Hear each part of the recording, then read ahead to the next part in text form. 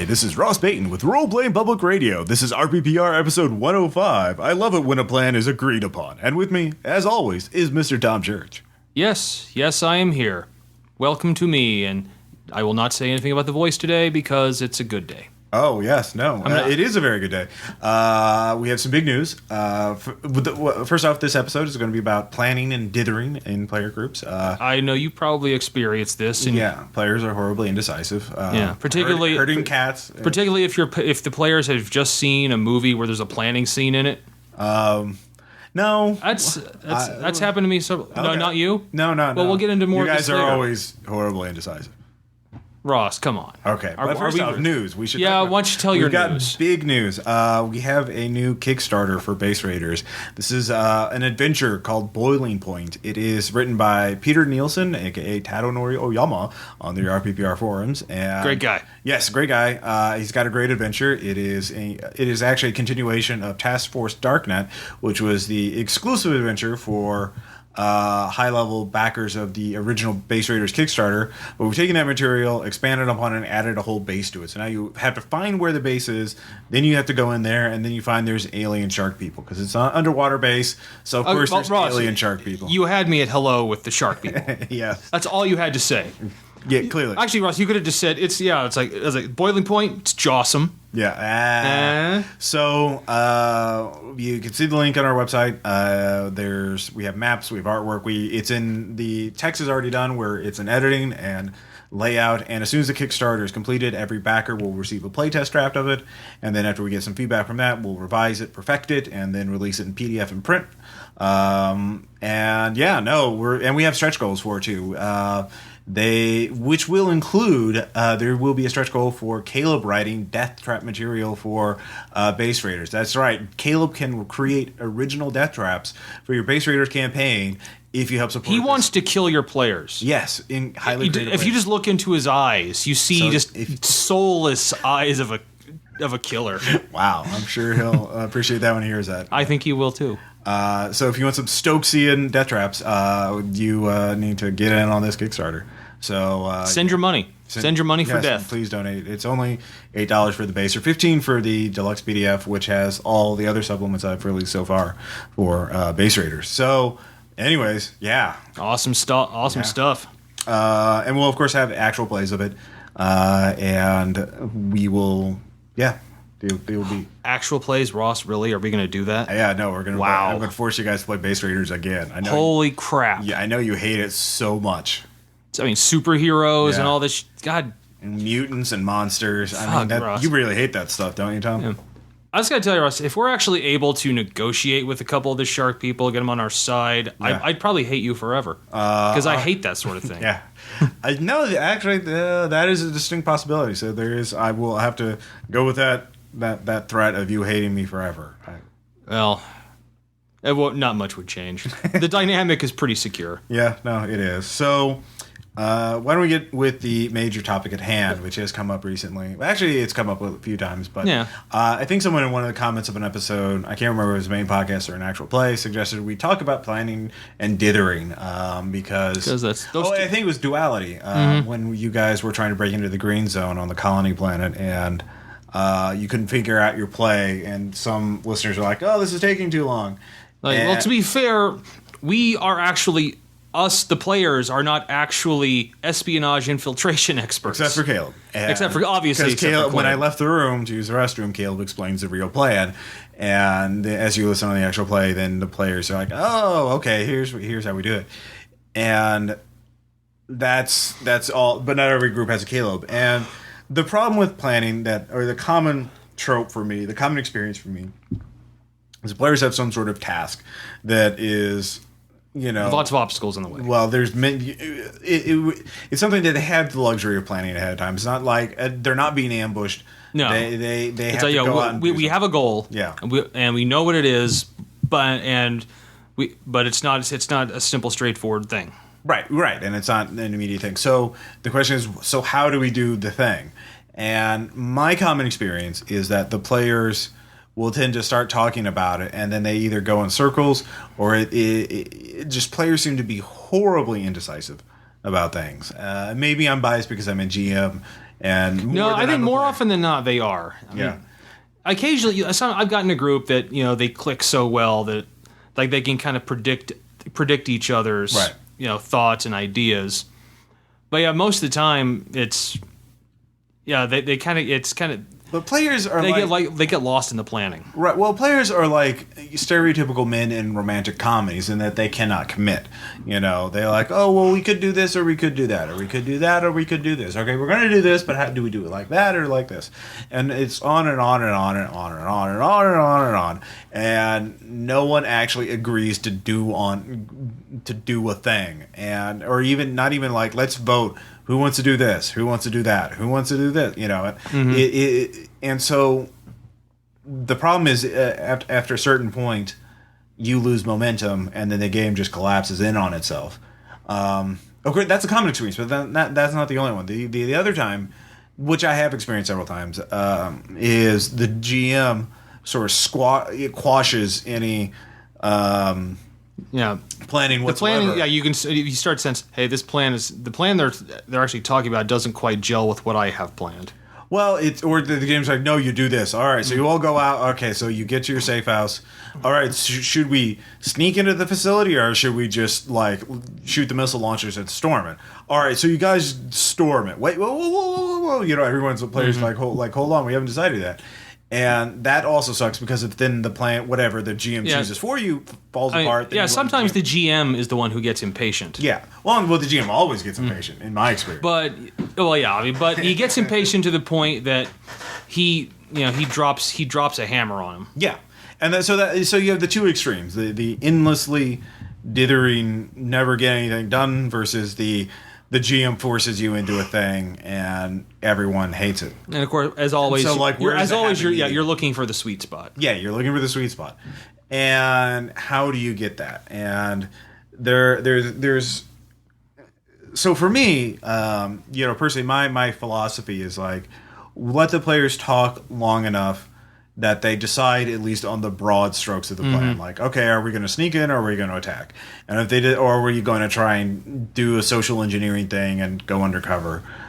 So if you give them the three options, and if they choose the main option, then you can go, all right, so you do that. Here's the best way to do that. We're going on to the next scene. And done. Because detail, a lot of players, even if they decide on the major strokes, you don't want a point where the player's like, do I take the armor-piercing ammo or the hollow or the dragon's breath rounds? Or do I wear the red cap or the blue cap? What will give me a better camo? Do I want the stun grenades or the white phosphorus? Or maybe a mix. Like, can I get a bandolier? And how am I going to color code each group? Wait, what if it's dark? And I need different textures of tape that I can put on the grenade so I can feel which one would be the right type of grenade. And what type of knife? I mean, I could bring a machete, but that's really only good for killing. Do I want a serrated edge? I mean, do I want carbon steel or do I want? What's going to be like? Are the enemies going to be wearing armor? Or are they? If they're not wearing heavy armor, then I need serrated. But if they weren't wearing, I need like an ice pick to. Eventually, you go like, oh Christ, just choose something. Yeah. It's like you take knife. Yeah, you take knife. You take weapon. So that's for me is when they get the broad strokes, I kind of push them. And I do that through a number of ways. And the major way I do is like player character knowledge, because you remember there's what the player knows, and then there's what the player character knows. And so what I tend to do is like if their characters have knowledge relevant to the planning thing at hand, then I say your character knows that this is the best optimal route to go, and here's what you need to do. Blah blah blah. Break it down into as simple so I just feed them a lot of knowledge through their player characters. But I don't know, what do you do? I tend to go usually if I know there's gonna be like a situation coming up where they have to do some planning, I work it into what I'm going to do with that session. Like I'll make this is going to be a planning session. Okay. And we've done that before. I think it helps where if you say it's like all right, this session you have to break in there, and if they know that's all, if they think this session this is the break-in scene. I actually notice sometimes if you did break it like that, they don't plan as long, or they stick to a basic, how do we do this? Do we go in loud or do we go in stealth? Right. But if I say, okay, we're going to plan to do this, then actually sometimes planning can become the whole session. Which, Oh, you like my one Payday game? Yeah. Part of it is planning out this robbery. Yeah. And yeah, like you gave us several options. The first one is, do you get the item at the warehouse or do you get it while it's in transit? And then for both we did 2 play tests actually. The first time we went to the warehouse, second time we went while it was in transit. And also then, how do you get it in transit, or how do you get it in the warehouse? And then once you make plans, like, all right, well, you have to arrange to have all this stuff happen. So you break into this guy, obviously kill the guy and his dog because wow, we can't have a dog punching incident again. If only we could. No, when you were the GM, I was loving it. Okay, dude, I was absolutely loving that. Fair enough. So that's kind of how I handle it. But that's how, you were talking about another technique before. It's another thing I often do. I like to have, actually, I kind of like to do this regardless in the game. I like to have like an NPC that's kind of my face man in the group. The mouthpiece. The mouthpiece for the GM. Of course, but an important thing, you cannot let this person become like that character. Right. No Mary Sue. No Mary Sue's. Yeah. Yeah, but it always helps to have a mouthpiece in the group so you can respond in character. Yeah. And not just be the GM like, hey guys, come on, this is like, you've been at this for 20 minutes now. Yeah. You could actually have like one of the minor NPCs like, guys, we've been in here for an hour. Yeah. Come on, like it's like, come on, this is like we don't have the time for this. It works a lot better than it works better to have NPC doing this than GM doing that. Yeah. That's good as long as you be sure to limit them so that they're not omniscient or they're not a Mary Sue. That's a good way of doing it. One thing I do is one thing that comes up a lot often in planning when I'm a GM. I don't know if this happens to you. Is like the players come up with a plan and they have so they have an approach that I like. Okay, that would work. They have a good chance if they make their skill checks, blah, blah, blah. But then there's one detail that they insist on that you just know is just going to fuck up horribly and is going to just kill any chance your plan has a success. And I try and, there's recently this came up in a Trail of Cthulhu game I'm running, where the players are like, okay, we want to do this to cause a distraction, and then we'll attack, the bad guy's in a house. We can cause a distraction in the basement through means, and then we can attack. Oh God, I know what you're talking about. Yeah, you know what I'm talking. I don't want to give spoilers. No. But and then for me as a GM, I'm like, it would just be much better if you just didn't attack from the ground level, but just went in the basement. Just instead of just everyone go in the basement. So I kind of I think what I'll wind up doing is you guys know it would be more efficient if you your guns won't be heard in the basement. So if you just lure the bad guys into the basement that you have access to, you're better off than trying to cause them go in the basement, and then you rush in, and then you try and get into the basement with them. It's an easier plan, and it's just easier to work through. So I kind of did that through just sort of explicitly no, it's better if I just modify your plan a little bit. That's better, all right? And that's going to be better. And so I don't feel like I'm handing the game over to the players because they came up with the idea of going in the basement in the first place, and they had a very clever means of getting in the basement.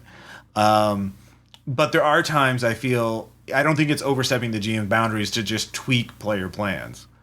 I don't know. No, I agree. As long as you don't do it too heavy-handed. Right.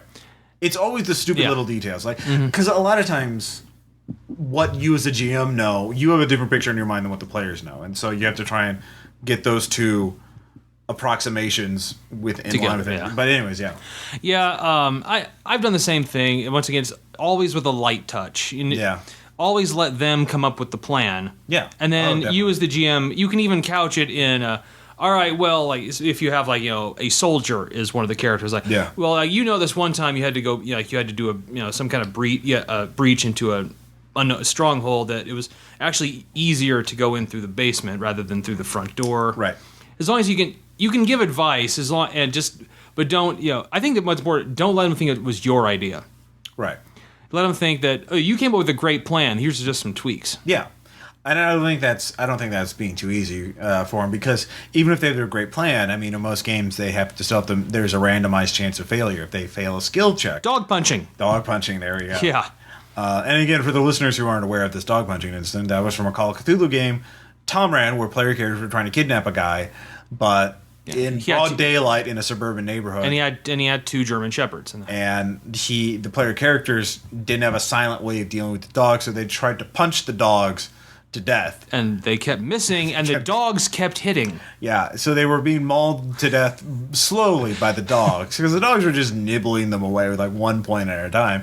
And finally, they just said, "Screw it! I shoot the dogs." Like, gunshots are heard, and the police come. All the neighbors start showing up. They still managed to get away. I still can't believe you let them get away. You should. I would have had them. The cops arrest them. I mean, like that was. But it did lead to one of the best pictures Caleb ever sketched. Yes, good boys. Good boys. Caleb drew him. Caleb was there, so he drew him, and he wasn't in the scene, so he had nothing to do for like 40 minutes. The thing is, I wish I could have conveyed the look on his face during the incident. Yeah, I think it's utter shock and absolute joy that this was happening. And this is the problem. This is why you want to have planning in games, because otherwise you get things like dog punching. Because like if your goal is to kidnap a dude, you really do need more than to walk up to him and grab him. Hello. Yeah, you need something a little more. Than does this cloth smell like chloroform to you? They didn't even have that. They didn't even have chloroform. They didn't even have chloroform. They could have easily obtained chloroform. They could have, and then you could have had the guy die because chloroform is really hard. Now, to be fair, okay, it was like one player in particular was pretty much leading this plan. The other was kind of just going along with it. Right, but his plan was basically, I'm just going to grab the guy. Yeah, it's just, and that's why you want to encourage planning, because you want games like. I know there's a lot of games that are basically frustrated efforts. You know, a lot of like the old school D&D things, or like a lot of old school Call of Cthulhu games are like, well, you didn't figure out what the GM was thinking, and you failed some skill checks, so you just there's nothing going on. You can't figure out where the plot is even.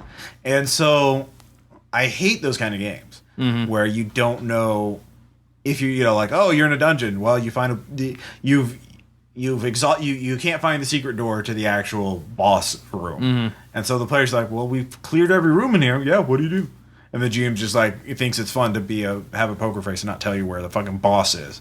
You know? It's just stupid. By the way, we don't like that as players, GMs. No. We don't. But some GMs think it's their duty to do that. It's that old school adversarial thing. And you want to have a fair challenge for players. You don't want to be the Care Bear kind of thing, but you don't want to be this kind of like, no, I'm going to let you waste all your time because I'm not going to give you anything, you know.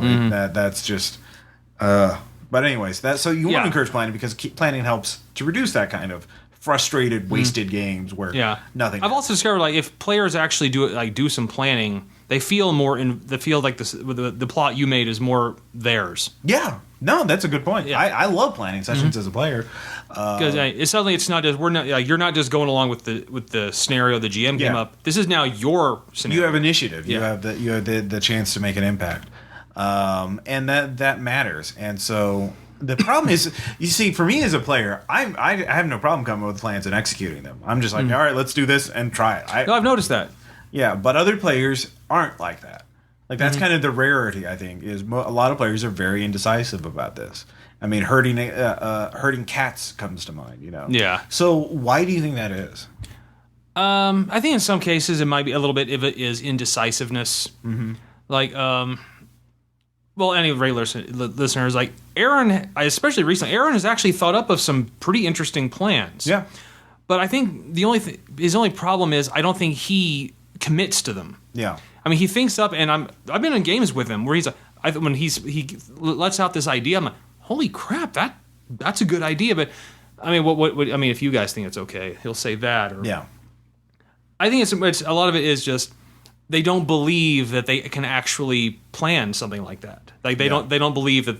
Like, he's like, oh, I'm kind of a newcomer in this. I mean, and you don't want to go, no, dude, that's a good idea. Yeah. But some people, I think it's one is indecisiveness. Two, planning is a collaborative effort. Yeah. And I've known some players, I don't think any in our group, but I've known some players where, okay, we need to plan, like, all right, guys, listen up. Here's what we're going to do. Yeah. Well, I think, the whole collaboration thing is hard for a lot of players, because I think I notice it's a very, there's the geek social fallacies and stuff like that. And there's a kind of, I mean, I don't want to make stereotypical jokes about geeks and nerds or whatever, about gamers, but there are a lot of players I notice who have a hard time, like, even just basic conversational stuff. They step on each other when they're talking, and trying I want to say this one thing. I'm not going to pay attention to anybody else. I'm just going to keep talking even though someone else is trying to talk. Or I'm gonna. Oh, someone else is trying to talk. I'm not going to give them a chance to talk, and blah blah blah blah blah. And that other player gets discouraged, and it just is really like GM. I feel like 20% of my time I feel is like, no, here, David, you can talk. All right, just you quiet down. You talk now, or Drew, you quiet down. All right, it's just very basic kind of stuff, and players. Pay attention to the other players in your group, for God's sake, for Cthulhu's sake. Please let them talk. Also, make sure you can be, if someone's talking too much, let them know that they are talking too much. Everyone should be able to talk. Yeah, some people don't know when to stop. Exactly. And it's just like, Jesus Christ, fucking let other people talk, and that's another problem. So it's just if the players haven't learned basic collaborative skills in general, it's kind of hard to do this and that's why you as the GM need to know your group, because you might have to do some of that stepping in, because okay, like, all right, well, this player right here, he kind of wants to talk all the time, so you might at that point you realize, well, then I might need to throw in a little GM GM advice in this game more than sometimes you don't have to do anything. Sometimes when like, okay, well, here's your objective, and I've been in some games and especially in this group where we all just kind of, all right, here's what we got to do.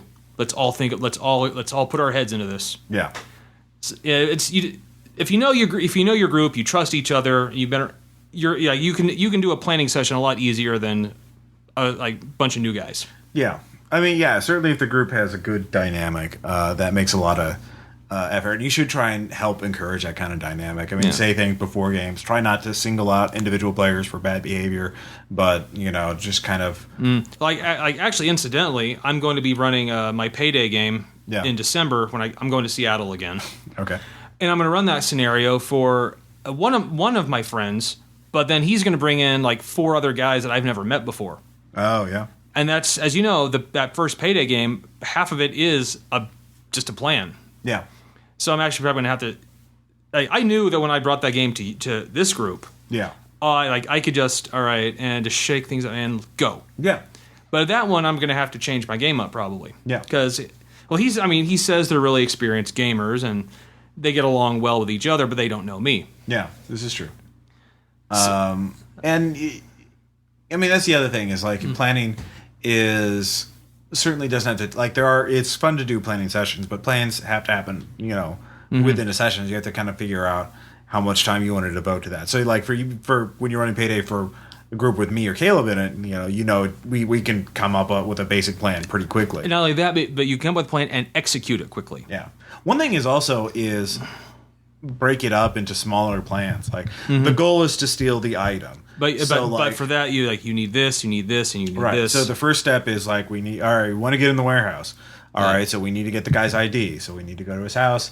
How are we going to go to his house and break in and get the thing? Inevitably kill him and his dog. Because of reasons. Because I gave you guns and. Yeah, no, you did. By the way, that's totally the thing. But if you give your players guns, they're going to use them. Yeah, no, that's a fair point. And you just kind of. Have to roll with the adaptations, and so like with planning, another thing is aside from breaking up into smaller things and then do action scenes in between it, or sort of scenes to see how the plan goes, because you have to do step 1 before you get to step 5, and also no plan survives the initial execution. Yeah. One thing you can do is also do simultaneous plans, like certain plans, especially like Ocean's 11 style kind of heist. Like they're all doing something at the same time. Right. So it's kind of a project management. All right. So this guy needs this much time to drill through the safe door. This guy needs this much time to disable the alarm. So it's kind of like you're if you look into the field of project management, you're like, all right, I have these workers who are doing this and they have this kind of output. So what's my schedule like? So that could be a whole thing, is just scheduling who does what and when and where, and that's important. But that can make it fun to make it more complex. And also, I think it's also important, you as a GM, don't be afraid to actually throw some monkey wrenches in it too. Oh, definitely.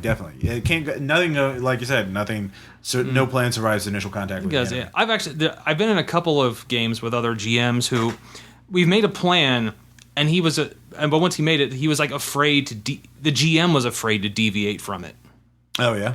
I mean, I was thinking like in the case of like Payday, like all that planning, I could have just done something like a fire breaks out in a small building right across the street. Yeah. So now there's a whole bunch of fire trucks and extra cops in the area. Yeah. Just something simple like that. Yeah.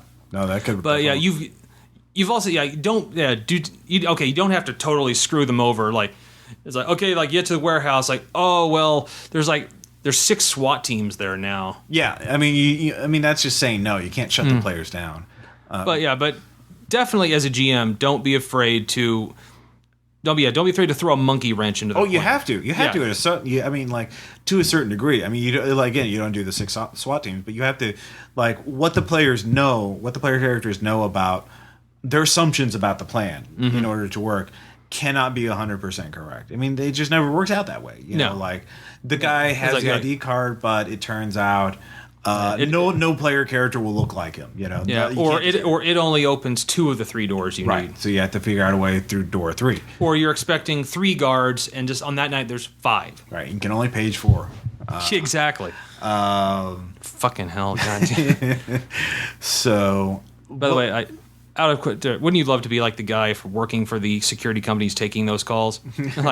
Like, man, I've gotten 3 false alarms today. Yeah, I know. There's all our guards sound the same. They all sounded like the Swedish guy. I know, and after 4, then the 5th one, I don't think so. No, this not is 4. Yeah, no, not 4. No. Apparently, Payday 2 jokes for listeners. Yeah. Another thing is obviously to interrupt the planning session. One monkey wrench you can do is interrupt the planning session itself.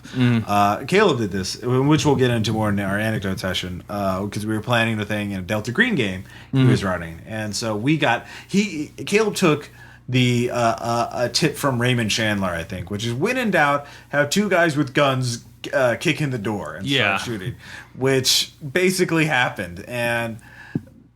That's certainly one valid thing, is to have the players interrupted while their characters are planning. You know, their safe house is attacked. Not necessarily their safe house attacked. Maybe an NPC comes in wounded and he's like, oh my god, they've stepped up patrols, the Nazis are everywhere. Or, you know, some other event that requires their attention. Or like, so that could be one way of doing that. You know, another thing is sometimes you can make it easier for them. You know, like, oh, there's only 1 door instead of 2 doors. Oh, great, we're fine. You know, but you know, you can always balance it out. But then you can always get them more suspicious. Like, oh, well, why do they only have 1 door? What are we missing out? What else do we get wrong? Hey, what happened to the 2 guards that were supposed to be patrolling this hallway? Yeah, exactly. So. It's player Shoggoth. What's that? Yeah, exactly. I mean, for you, what is your sort of? For you, what's between a good planning session when you hear the players planning and a bad like when you think that they're because one thing actually now that I think about it that is hard for me is like the players are planning something but they're wasting their time and they won't listen to my suggestions or they're just like they're stuck on this we're gonna do this and I can't break them out of it easily. What about you? Yeah, I've had. Yeah, does that happen to you? It has happened. Like sometimes there's another thing. It's like one thing. Sometimes I get a player. They have either this tool or this skill. They absolutely have to use. Oh yeah. If if all you have is a hammer, everything looks like a nail. Yeah, that definitely happens because some players want to get in their shtick no matter what. So, like, if you're a ninja, you gotta, be a sneaky ninja no matter what. Or if you're a sniper, there better be someone to snipe. Yeah. Even if it's like a diplomacy scene, or something. And I think mainly it's once again it comes right back down to reminding them this is a team effort. Yeah. You all this can't be one person's gig. One thing I've learned is that there's a lot of miscommunication between players and GM, and that's why those I was talking about players being stubborn when they're playing is because they have some they misunderstand something about. They have a different idea of what's going on than what I, as the GM, have in my head. And so I have to like correct them. No, it's like this, or it's like, and that happens a lot because there's a lot of miscommunication between what players have in mind and what the GM has in mind. And so you need as many tools as you can to get like players on the same page as you. So one thing that I find, especially if you're doing a plan with any kind of spatial component to it, where location matters at all, which is like any kind of pretty much everything other than social conflict scenes. If you're doing like a lawsuit, courtroom drama, you don't really need but otherwise you really need maps. Maps are really fucking important, and they're really useful for players. You don't need like some of the awesome maps Boiling Point has. Yes, which are super detailed. Like for Payday, I did really simple, this little hand-drawn on the spot maps. Actually, like one thing is RPG, Drive-Thru RPG. If you search on there, they have like a lot of publishers put out these like maps of buildings, just generic floor plans of an office, or like I bought one recently for my Trail of Cthulhu game for a farm. Mm-hmm. Here's what a farmstead looks like. Here's the barn, and they have different it's like floor plans for a barn. All right, yeah, there's your myth flag. Because that matters because we're going to position ourselves in the barn and we're going to open up the doors and attack the bad guys when they get close. I'm like, so you kind of need to know exactly what the barn looked like. Mm-hmm. It's a horse stable. Yeah, because trust me, and maps are like watch any movie. Maps are a staple of planning sessions. They are. There's always like maps posted stuck to walls and shit, or they're all gathered around a big map on a table. So the more, and not just maps too, like external documentation. So like if you come up with some handouts for like if it's a really important thing, obviously you don't want to do this kind of level of work for every fucking little thing they do. And there are some times where you don't want the players to map at all or plan at all, and we'll get to that in a second. But like, if it's a big thing like a lunar bank heist, you not only want maps, you want like guard schedules and like here's a list of all their defenses and here's a list of all their alarms. Here's and you taking notes during all this. Yeah, and you're taking notes. So like the players have a lot of things to look at, and they can sort of process the risks themselves, and they can ask you questions because then you're literally on the same page. You're like, it's right here. You see, it's right here. And this is how big it is, and this is the range of your sniper rifle. So you can snipe this guy from over here, that kind of thing. But yeah. I also think it's another thing important for if you're going to have a planning session. Make sure your players are playing characters that are into planning. Go on. Okay. Well, what I've played in some games where the players were, like SWAT team, Navy SEAL types. Yeah. And in that mindset, all they really want to do is like, when do we rock and roll? Right. When do we kick? Let's just kick in the doors and just get this shit done. And you're going to say, well, it's not that simple. Like, why not? Yeah. I've been in games where if the players, if they're playing spies, they're more likely to actually think it through. But I've noticed some system matters too. Yeah, players. Yeah, and also players get into the mindset of the types of characters they're playing. I've discovered. That's a good point. Yeah, because if you're playing like a criminal enforcer, a leg breaker for the mafia, you're gonna be like, yeah, fuck it, kick down the door and break legs. Or it's like, we're hijack, like we're gonna we need to hijack a load of illegal liquor. Like, yeah, the thug is just gonna go, all right, well, you just shoot the guys in the truck and take it, or point the gun at them, tell them to get out, and if they don't, shoot them and then get it. Yeah. If you're a nice guy. and as a GM, you say, well, you actually got to kind of plan this out. Like, dude, I'm a thug. Yeah. I don't do the planning. Exactly. So be aware of the characters they're playing. One thing is planning doesn't have to take up an entire session, and in fact, most of the time it shouldn't. So you should know like when players should be doing because there are times when players want to get too much into planning, like. I've heard a listener complain like, oh, my group wants to fucking plan every time they go to a room with an orc in it. They want to plan how they're going to take down the one goddamn orc. Mm-hmm. And like, all right, that can get a little ridiculous. If every single thing has to be a planned thing, then it's certainly the Raymond Chandler bit, send in guys with goons to ambush them. Like the orc heard you planning to go kill him, and he's like, maybe I should go call my boats and go ambush those assholes. As Ice-T reads it off for you. Yes. Clearly. Sorry. Actually, I'm not, but... So that's another thing is you don't want some things don't need plans. Right. Well, I mean, has that happened a lot where players get too in love with a couple of times? Nothing really that really bogged down the game to the point of breaking, but yeah. At some point, like in the case of an orc, I've been in some groups where they just go, hey guys, I'd just like to remind you, this is an orc. Yeah. How many of those have we killed? Yeah. I mean, seriously, if you go to the charts and look at our kill ratio from us to orcs, we're kind of just running up the score now. Yeah. Yes, sometimes I think even as players should also remind. Yeah, players get it too. Like, guys, dude, it's two guys, and it's two guys, and they're watching TV. Yeah. We can break in there. Yeah.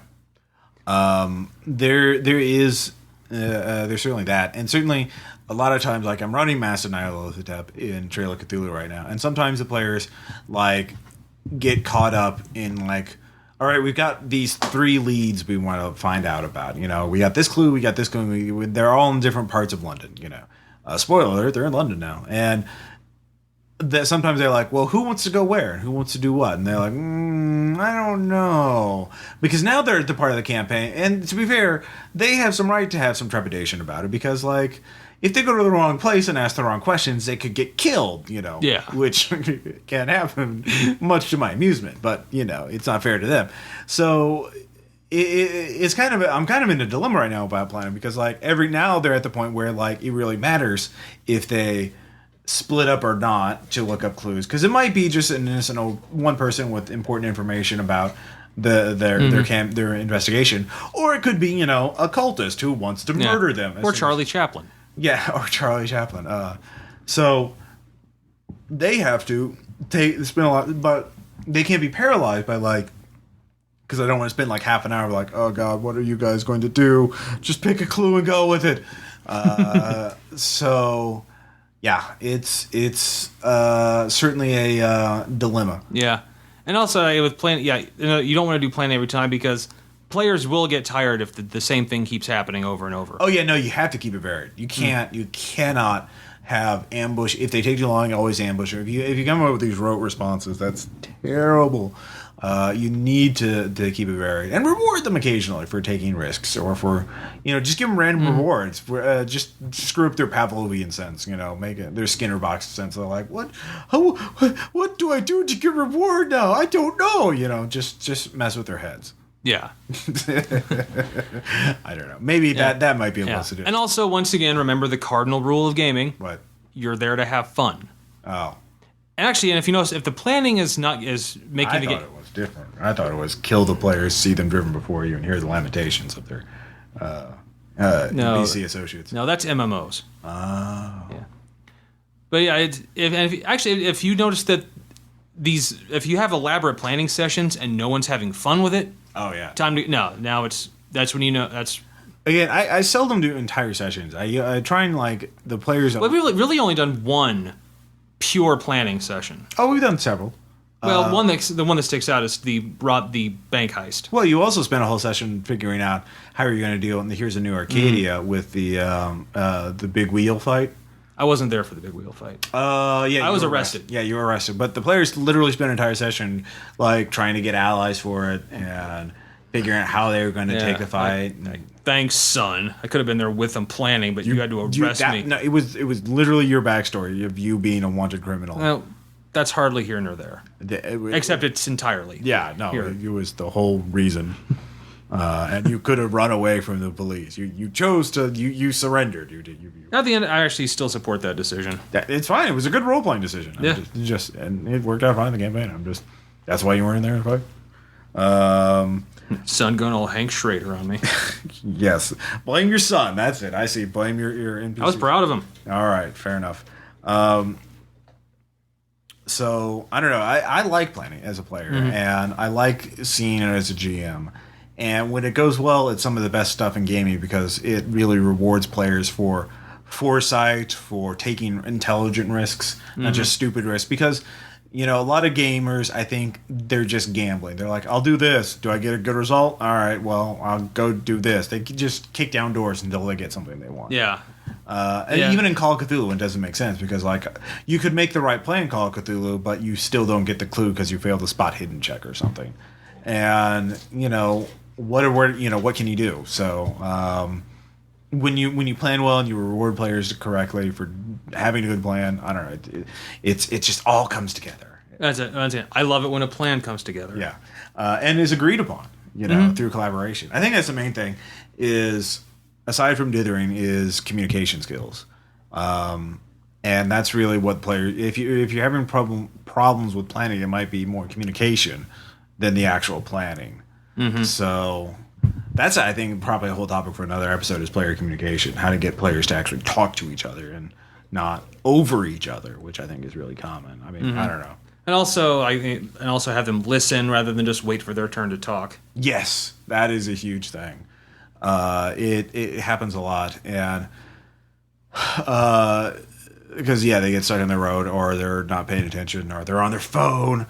I do that too as a player. I can't. Well, and I think that was my problem with like when we were doing 4th Ed combat. Yeah, there was just long periods where is it my turn to attack yet? Well, I mean, and not every player likes it. Like I was always paying attention during 4th Ed fights because I liked the game design of it. I loved like seeing how it all worked out because it was a very like intricate clockwork mechanism that when it worked really well, and it was really amazing to see. It was so much more effective than 3rd Ed fight, in my opinion. But each his own. Yeah, I found out the best concept. I hope I haven't looked enough into 5th Ed, and I don't think they carried on. But remember the Warlord from 4th Ed? They said there's literally a character build that the 4th Ed like diehard fans called the Lazy Lord. His whole character concept was shouting at other characters to make them fight for him. Like, you go attack that orc. Oh, I attacked the orc then. You attack that orc. You attack that orc. So like they would literally never like unsheath their blade. They'd just be screaming the entire fight for people to get the fuck up and to go attack that orc. And I love that concept. I hope if that's not an official 5th Ed class that they at least there's a good fan translation of like a Lazy Lord, just some asshole yelling at the rest of the member of his party. I'll say like 5th edition. I enjoyed it when I played it. Yeah, no, I've enjoyed the playtest. I still haven't played the official 5th Ed yet, but I'll get to that. I've been working on the Kickstarter because you're Russ. I'm busy. Rouse. Also, Payday 2 has been. Well, especially coming up. Yeah, well, they've revamped the experience table, so like I can win Infamous again. And I just mean what's coming up. Yes, we'll actually mention in the shoutouts. Yeah, we will because it's kind of. Holy shit. I kind of enjoy Payday, but when I saw this, I'm like, oh no fucking way. Like, well, shit, I'm back on this hardcore now. Yeah. All right, so when we come back, we will have shoutouts and anecdotes. I'll have a letter for you as well. Oh wait, yeah, we have a letter. Oh my god, it's been so long, Tom. I didn't have a letter the last time. That's it. I know. It's like 2 months. Oh, Ross is so sad. Our listeners are sad. You're the one denying them. But I don't see I only see your face. That's because you don't go on the Facebook group. They have pictures on the. But their pictures don't change when they're sad. Is that are you telling our listeners to post pictures of themselves? I'm not saying you're saying that, Ross. You're the one implying it. You're saying it. You implied it first. How about we'll see when we get back? Okay, we'll see. Yeah.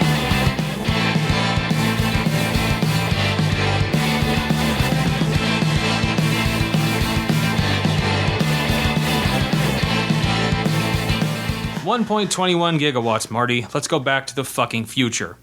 Yes, it is again time to go back in time, to the early days of my gaming career to bring you more anecdotes that prove how misspent my youth really was. Interestingly, this particular jaunt through history is unique. Normally when I go into detail about an event from the ghost of gaming past is to shed some light on something that was ridiculous or eye-rollingly embarrassing. Not this time. No, today I wish to go back to something truly positive. Something that actually increased my love and respect for RPGs. It is something I like to call tunnel gaming. Cast your minds back. It is 1988, and I have just turned 8 years old. This is still the time of TMNT and other strangeness, and I had been playing pretty steadily for many months. It was fun, but not anything I would call life-altering. We played the game, had good fun, and showed our complete lack of knowledge of reality mixed with a healthy dose of childhood bloodlust. It was all well and good. But it was at this particular year that everything changed. That year we got a new player to join our little group. I will not reveal his name, as this was an actual person, but he loved RPGs and really wanted to play. But this kid had a problem. His mother was a very nice lady. I had been over to that house many times, and she treated me like another son. She was warm-hearted and as great a person as you could imagine. She was also a strong Christian who believed that RPGs were the devil's game. Yes, it was that time. The 700 Club was going strong, and it was the heyday of misinformation. It was a heyday of misinformed religious people seeing satanic plots everywhere. This kid's mom was very much a believer in the hype, and she did not want her little boy to get involved in it.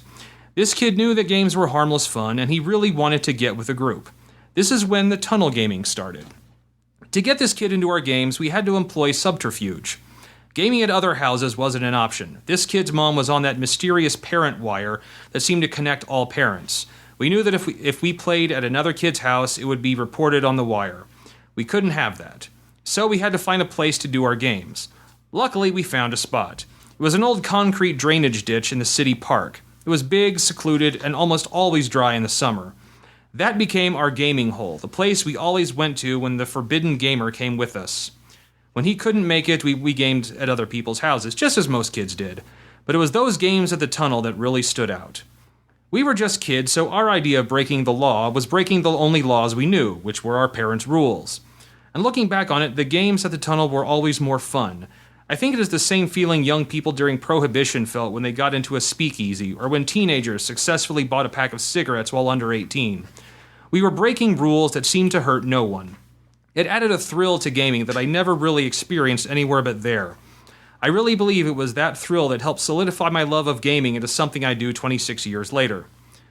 To be honest, the tunnel games didn't last very long.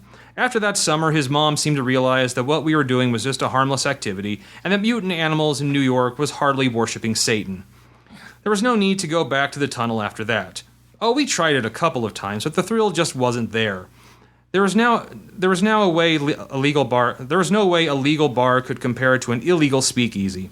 But we will always have the memory of the tunnel, and I suppose the continued interest in games is a quest to again experience the same high the tunnel brought. And who knows, maybe someday I will find it again. Until then, I continue on a true blood gamer.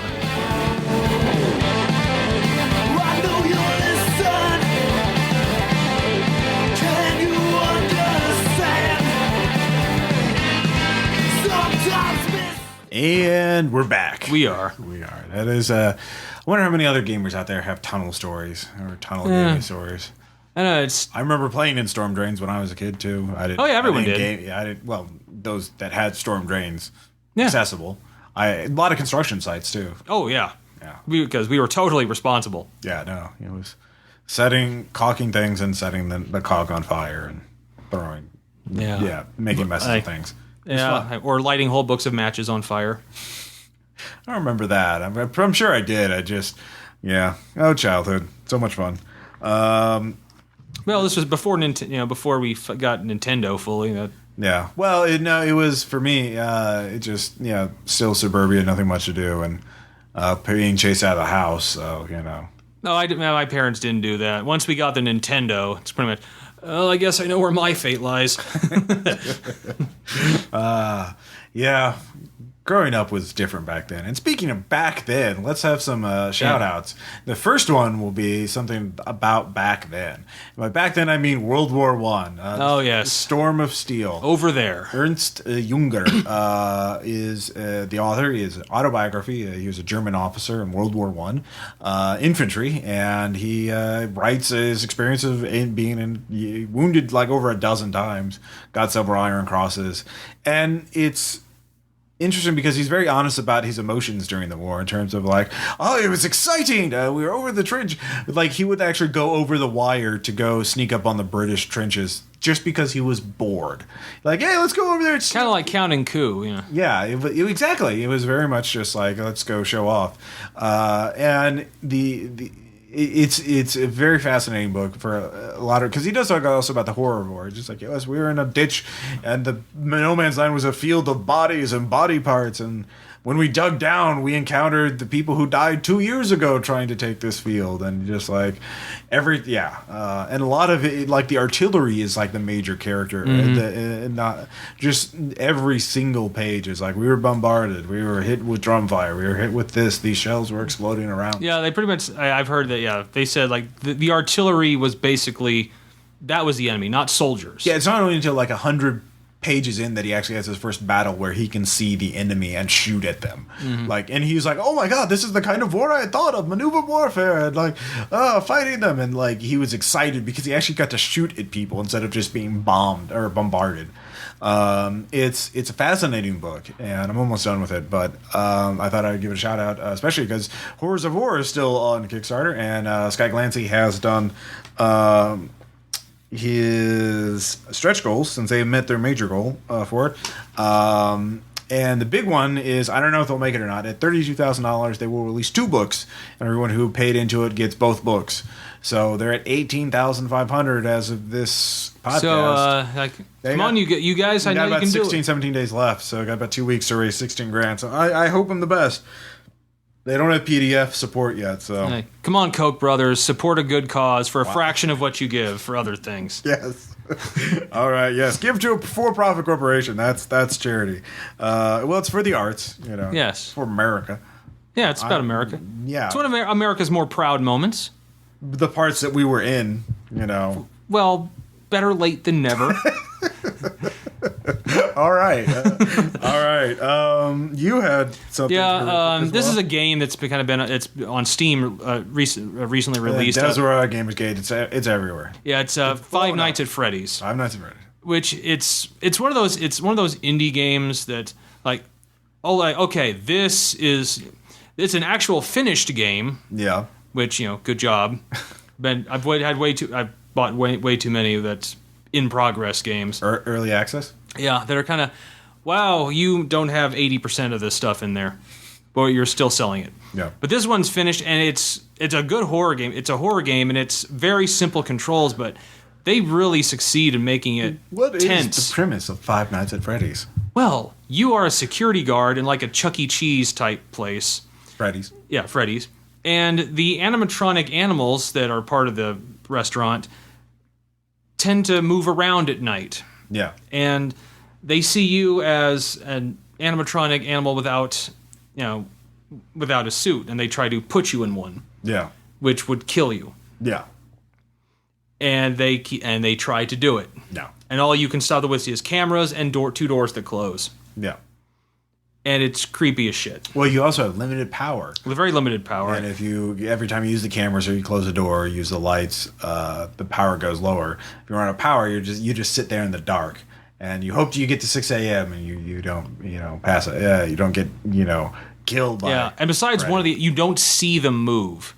One of them you do. Yeah, that's what I meant. Besides the one, you really don't. The fox, you can see him. Yeah. And by then you're like, if I have about 2 nanoseconds to close the door before he's there. Yeah. Apparently he will bang on the door if you catch him just in time, and him banging on the door uses power up, which does okay. But it's a very cheap game. Yeah. Like $5. Yeah. And it's a very short game too. Yeah. Well, it's one of those games I watch Let's Plays of it. I'm entertained by it, but it's just the gameplay seems so stressful. I'm like, ugh. Yeah, and this game it's tension. Yeah, very. Yeah. And I've seen some people, some actual plays where it's like, Some of Markiplier kind of exaggerates, but but other people, it's kind of the same way, just not quite as intense. But it's a great game. Yeah, Matt from The Drunken Ugly actually told me that there's a whole elaborate backstory to it. There's a whole wiki that goes into the backstory of Five Nights at Freddy's. He actually mentioned the idea that one of his players told him, which was to do a crossover game mixing Cool Rat from Sucrose Park, from Road Trip. You guys remember the Sucrose Park AP with Five Nights at Freddy's. So I have to do that. You do. I have to, just clearly. But also, there's Rule 34, which I don't even understand how there is, but there is. So it's a big thing now. It's like it's one of those games that really is catching fire with the indie gaming scene. So like they've got this whole fan backstories and theories, and the guys working on a sequel, and they've got Rule 34 for it, which I find hilarious. But so yeah, it's a game very much worth your money and time. Yeah, or at least just watch a video of it. I mean, because spread the word, and it'll be in bundles, and like if you're totally cheap, I'm sure it's going to be on sale the next winter sale for like $1. I'll probably just get it to support the guy when it's for $1. I bought it. Yeah, I bought it a couple weeks ago. Yeah, it's been out for a while. Next up, I would like to mention, speaking of video games, Payday 2 which we are all horribly addicted to, is just announced DLC crossover with Hotline Miami 2. You heard that right. So, guys, and the intro animal masks, and the intro video is pretty baller. So I'll link to that. But the video, so I don't have no idea what it's going to be about. But it's guys in animal masks being really violent. Oh my god! No, not him. Yeah. Good stuff. I'd also like to mention.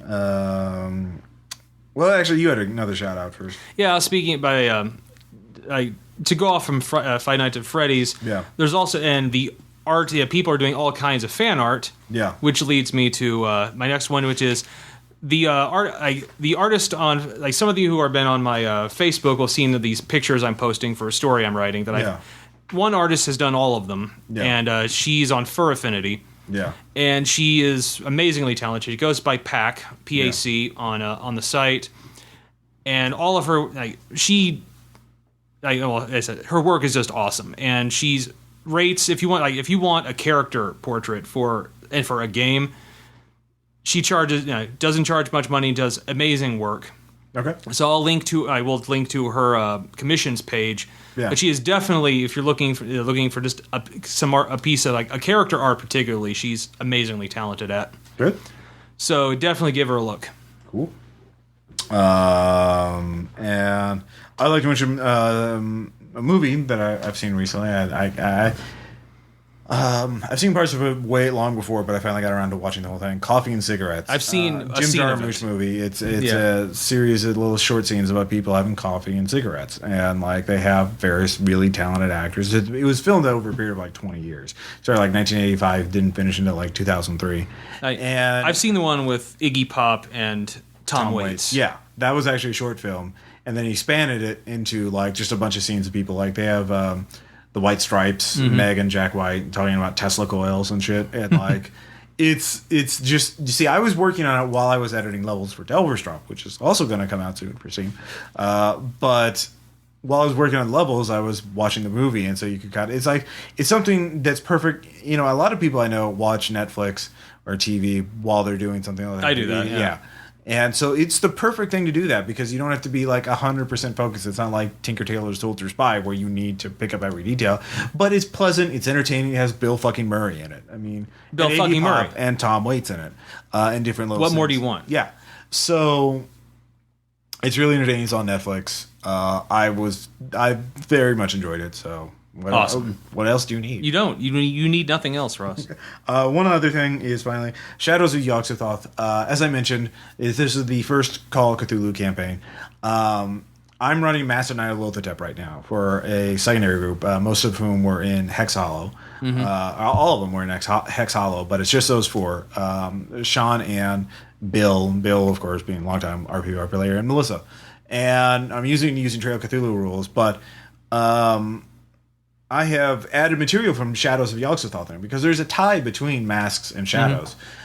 In a book that John Scott, who is an NPC in Shadows, checks out from the library that Jackson Elias, who's in Master Knight of Lothotep, was looking for. So there's this tie over. So I used that one little chapter so the players could go to Boston and investigate the Order of the Silver Twilight for various reasons. And then... so I liked it. It's actually an interesting campaign to read it, because like the first chapter is literally, here's this organization, the Order of Silver of the Twilight. Here are their leaders. Here's what they're really up to. Just have the players go fuck them up. Just whatever. Like go John McClane. Yeah. Here's their lodge. They don't even give you a scenario. They just say, here's things that you could do, and that's it. Yeah. Crawl around the air ducts of their lodge. I guess. Like, so, do you really think you can stop the old ones, Mr. Cowboy? Like, so I had the players like go there, like just go undercover as a social thing to get some information, and of course, them being player characters, violence ensued. Violence did ensue. Like they like go in the basement looking around for a secret entrance to the caverns below, and they're like, Carl Stanford walks in. It's like, what are you guys doing? You should come back upstairs. Oh yeah, sure. Go on up ahead of us. And they try and knock Makadra with the flashlights, roll 1 for damage, and then they piss off Carl Stanford, which you should read the Shadows of the Yog-Sothoth to find out who that guy is. And it was a fun session. Yeah, so I highly recommend it. I got it when it was on sale. The best laid plans. Yeah, man, that was an example of not planning. Yeah. They were just like, I just hit them over the head. Or like the tea shop incident when we ran it. Yeah, no, it was their version of the tea shop incident. It was their version of the tea shop. Only I didn't roll 1 damage when I... No, but you did it in broad daylight during business hours, so, other people walked in, and then, you're just a terrible person, Tom. I know. You're okay. I truly am. So that's it for shout-outs. We should talk about anecdotes now. Yeah, yes. Anecdotes. So Caleb's been running the Delta Green, ran a 2-part game of Delta Green using the new playtest rules in the new Delta Green, the official Delta Green, the post 9/11, the Homeland Security. Okay, I'm just. I don't know what you're doing. I don't know what I'm doing. I was going nowhere with that. So we're in part 2 of the game, the second session, and we're trying to plan what our next move is. The bad guys, I don't want to spoil, but they're really bad. They are very bad. And we think certain parts of our organization are compromised. And so we don't know what to do. And so we're in our temporary headquarters, which is like an abandoned big box store that's been set up with a lab and a generator. And we are planning. And Tom, why don't you tell? Well, we're planning.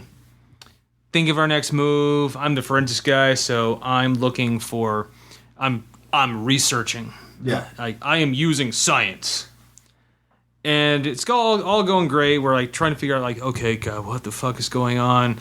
That kind of moment. Because it was... And I had a plan. I was like, we know where this cultist is. Why don't we kidnap him and use him as bait to draw out the real bad guys? That was my plan. I would say, let's go do that. Come on, guys, let's go do that. And then the generator goes out. Yeah. And I know what you're thinking, why would your first reaction be that something's up? Surely maybe it could have just run out of fuel. No. All guns came out. Yeah. Which was fortuitous because we soon found ourselves under attack. Yeah. Aaron was nearly killed. Yeah. I did manage to save his life. Hit points are... It's Call of Cthulhu. If you're technically at 0 hit points, you're dead, but you have a chance of being resuscitated by medicine if someone can get you. If you can, be healed by a doctor in time. It's really brutal. Yeah, the thing is, that's when I know guns are really effective at killing people. Yeah, the new Call of Cthulhu rules and the version of the playtest rules we had, they are insanely dangerous. You do not even get a chance to dodge. You just fucking get hit, and it sucks. Yeah, and we were attacked, and while we were planning. Caleb was getting bored. Caleb was like, "Ah, guys, you take it too long. You hear these guys." And well, to be fair, we did. We won. Yeah.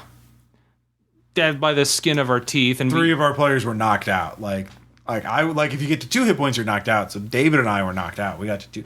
We're shot once each. And just, dead. Yeah. Well, not dead. Out, but you're out. So 3 severely wounded players. We had full group too. We had 6 players total. So it's a good thing because we didn't.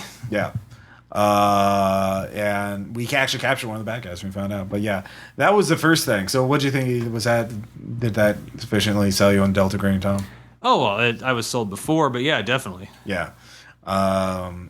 Yeah, it was just, so that's, I guess, the whole point of that. It was don't. It's okay, this is our advice in practice. In a Caleb game, don't spend too long planning. He is an impatient god and merciless. Hi, Caleb. And I'm sure he'll comment about that in the thing. No, I wasn't. You guys were. All right. So anyway, next up was actually this Tuesday's Duality. I'm still running Tuesday's Duality, and the players. Well, you tell. What was your favorite bit of that? I mean, there was a big session. I was mentioned. Well, I think our favorite bit is when we encountered the enemy mercenary team that was. Yeah, you're going to this remote lab where there were bad things were happening. They were researching Titan technology. That's not really which always is a good idea. Yeah, well, it was at least a remote lab away from population centers. But yeah, things got loose, and the mercenaries were sent in to contain it. And you guys could pass as their employers. You have passcodes to say. I'll be honest. I played it up first. They have wounded, and I am playing a doctor. Yeah. And I said, okay, I'm gonna have all right. My doctor instincts, I should. They're wounded. I should help them. Yeah. And I go to do that. Yeah. And of course, then I rush over with my my medical bag full of space medicine. Space medicine, nano bandages.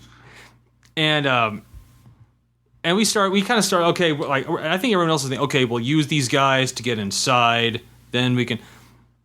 Well, that was the plan. Well, the first things first, I'm kind of like, one guy's like trying to push his guts back in. I'm like, I'll help, and I plunge my hands into there, and only then do I notice that he's infected with I believe the Uzumaki virus. Yeah, Uzumaki. Which Ross initially got really excited until he remembered, oh, I'm in a total synth body. There was a visible... I don't know what you're talking about. But it's kind of... partial. But I kind of... Ooh, like, it's a good thing I'm a robot right now. And so I'm thinking, okay, we use these guys, but then Caleb decides, no, we just need to kill them. Yeah.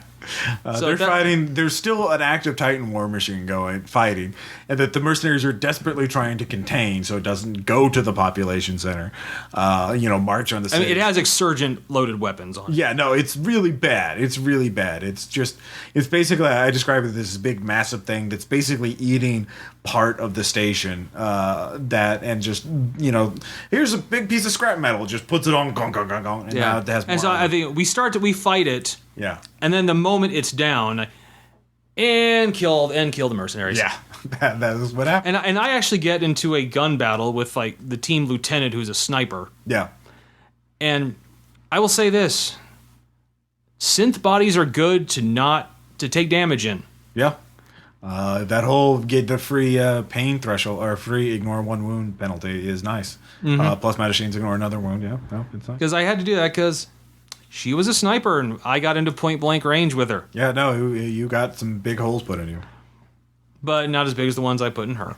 No, this is true. But it was one of those things where, we're killing them. All right, I guess we're going into killing them now. Yeah, I was kind of surprised by that. I thought you guys were going to use them as pawns to throw against the real bad guys, but But Caleb saw a video with them. Yeah, no, Caleb was kind of pissed. Yeah. For actions that they had done previously. So. And he hates. He's not too fond of humans anyway. Yeah, this is true. So that was a fun time. It was. So do you still think you should be allowed to play one shots that connect to the main campaign?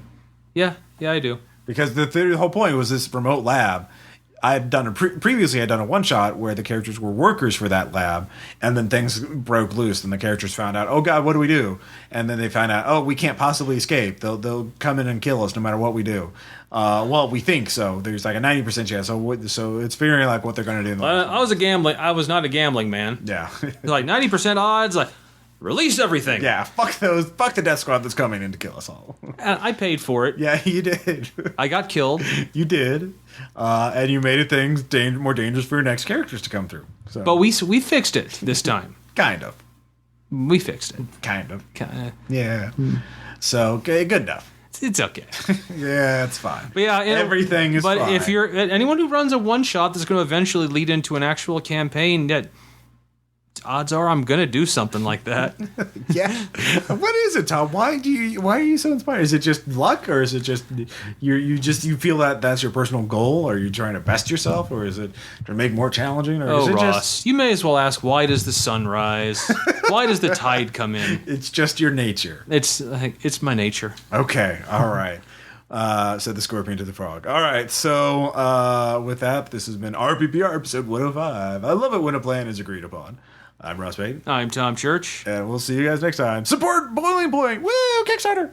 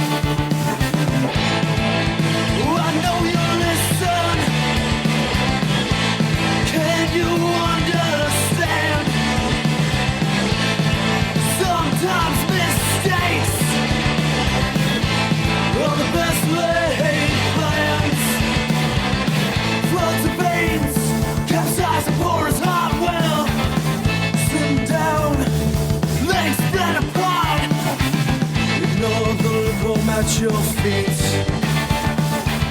resting until the waters cease. Put a stop to this. The passion is a sickness. Lead me to a road. This body is my weakness. I know you'll listen. Can you understand? Sometimes mistakes are the best laid plans. Keep dragging on to anchors intertwined with twisted up like the ground we left behind. Too deep to dwell in or ignore. The ebb and flow degrades the shore. Put a stop to this. The passion is a sick